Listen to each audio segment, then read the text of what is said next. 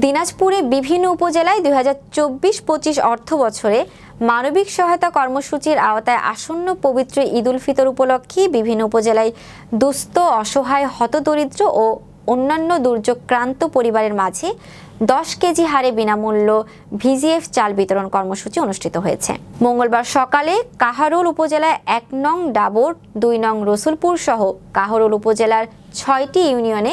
দুর্যোগ ব্যবস্থাপনা ও ত্রাণ মন্ত্রণালয় এর সহযোগিতায় মোট 33,628টি পরিবারের মাঝে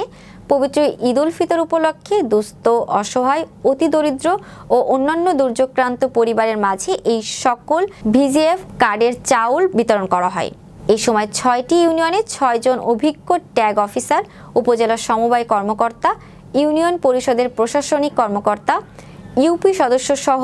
উপজেলা প্রকল্প বাস্তবায়ন কর্মকর্তারা উপস্থিত ছিলেন। 2 নং রসুলপুর ইউনিয়নের ভারপ্রাপ্ত চেয়ারম্যান রাসেল ইসলাম জানান,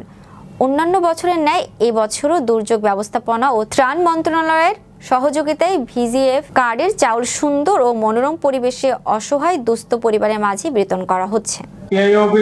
দুর্যোগ ব্যবস্থাপনা ত্রাণ মন্ত্রণালয় থেকে আমরা যে 10 কেজি করে ভিজিএফ এর চাল বিতরণ করতেছি, আমরা